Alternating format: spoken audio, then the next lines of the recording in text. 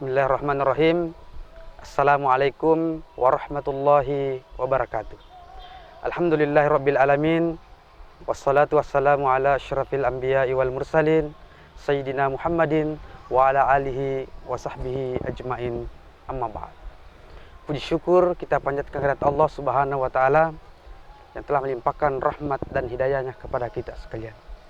Salawat serta salam kita curahkan kepada baginda Nabiullah Muhammad sallallahu alaihi wasallam, Nabi sebagai rahmatan lil alamin. Bapak Ibu yang insyaallah dimuliakan oleh Allah Subhanahu wa taala.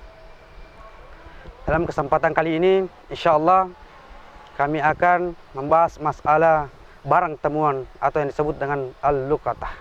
Ya. Terkadang kita bingung ketika kita mendapatkan sesuatu, menemukan suatu barang, apakah kita mengambil barang tersebut ataukah kita mengambil dan mencari siapa pemilik daripada barang tersebut, ataukah kita hanya mengabaikan saja. Nah, sesuai dalam hadis Rasulullah sallallahu alaihi wasallam, hadis yang diriwayatkan oleh Ahmad, Bukhari, Muslim, Abu Daud dan At-Tirmizi, yang berbunyi wala yaltaqitu luqtataha illa arrafaha. Ya, tidak boleh ada yang memungut luqatahnya kecuali ia mengumumkannya. Ya. Jadi ketika kita menemukan satu barang, maka wajib kita mengumumkan barang tersebut dan mencari siapa pemilik daripada barang tersebut. Nah, jenis daripada barang temuan yaitu ada 3. Yang pertama, menemukan suatu barang yang memang pemiliknya tidak akan mencarinya lagi. Salah satu contoh misalnya ketika kita menemukan botol bekas, apakah itu uang receh dan barang-barang lainnya yang kurang bermanfaat bagi pemiliknya, sehingga pemiliknya tidak akan mencari barang tersebut karena nilainya kurang bagi pemiliknya tersebut. Maka dari itu barang seperti itu bisa kita gunakan, bisa kita manfaatkan dan memakainya tanpa harus mengumumkan terlebih dahulu. Itu yang pertama. Yang kedua, ketika kita menemukan suatu barang, ada kalanya kita tidak boleh mengambil apalagi memelihara barang tersebut.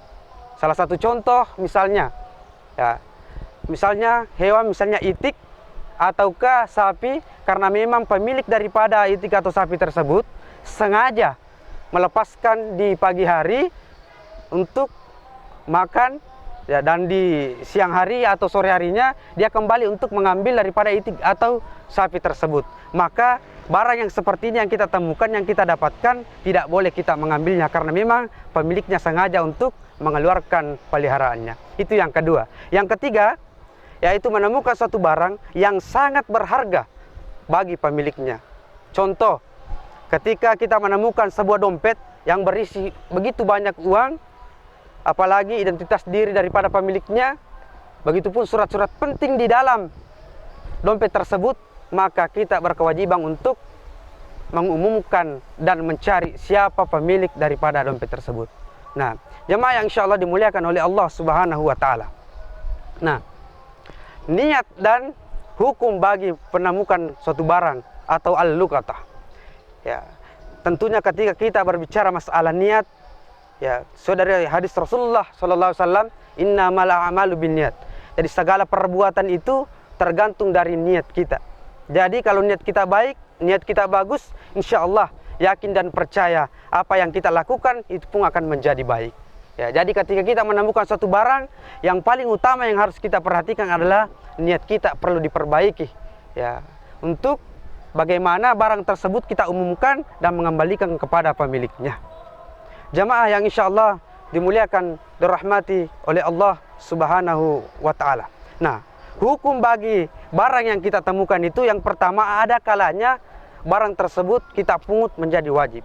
Kenapa? Ketika seseorang mampu percaya diri untuk mengembalikan barang tersebut kepada pemiliknya, apalagi ketika kita kenal pemilik daripada barang tersebut, itu wajib kita pungut dan mengembalikan kepada pemiliknya. Yang kedua, ada kalanya kita memungut suatu barang, yaitu sunnah. Ketika kita bisa menjaga barang tersebut, kita bisa memungkang barang tersebut dan mengembalikan kepada pemiliknya. Dan yang ketiga, ada kalanya kita menemukan suatu barang, ada kalanya makruh. Kenapa? Ketika kita tidak yakin, kita tidak mampu untuk menjaga barang tersebut, mengembalikan kepada pemiliknya, bahkan mengumumkannya, maka makruh bagi kita untuk mengambil barang tersebut. Jamaah yang insya Allah dimuliakan oleh Allah Subhanahu wa Ta'ala. Ya. Jadi ketika kita menemukan suatu barang, mari kita mengumumkannya, mari kita mencari siapa pemilik daripada barang tersebut. Sesuai dari hadis Rasulullah SAW, pernah salah seorang sahabat Rasulullah datang kepada Rasulullah SAW. Ya Rasulullah, saya mendapatkan kantong yang berisi uang 100 dinar ya Rasulullah. Bagaimana ini ya Rasulullah? Kata Rasulullah, umumkan selama 1 tahun. Ya, 3 kali berturut-turut sehingga pemilik tersebut tidak datang untuk mengambil daripada uang tersebut, sehingga kembali keempat kalinya kepada Rasulullah SAW. Sahabat bertanya kepada Rasulullah, bagaimana ini ya Rasulullah? Sudah 3 tahun kami umumkan, tetapi pun belum ada pemilik yang mencari uang tersebut. Maka kata Rasulullah SAW, kenali kantongnya, kenali wadahnya. Ya, ketika datang pemiliknya mencari barang tersebut, maka serahkanlah. Ketika tidak datang pemiliknya untuk mencari barang tersebut, maka manfaatkanlah dan gunakanlah. Sebelum kami menutup, kami dari Penyuluh Agama Islam, lingkup Kementerian Agama Kabupaten Sidin Rapang menghimbau kepada masyarakat, khususnya di Kabupaten Sidin Rapang ini, mari kita cegah COVID-19, mari kita lawan COVID-19 dengan cara senantiasa menjaga kebersihan, dengan sering-sering mencuci tangan kita, membiasakan diri memakai masker ketika keluar dari rumah, dan yang paling penting adalah jaga jarak kita sesama manusia. Mudah-mudahan Allah Subhanahu wa Ta'ala mengangkat penyakit ini dan kita bisa beribadah dengan tenang. Amin ya rabbal alamin. Demikian, lebih dan kurangnya mohon dimaafkan. Minallahi musta'an wal itiklan. Assalamualaikum warahmatullahi wabarakatuh.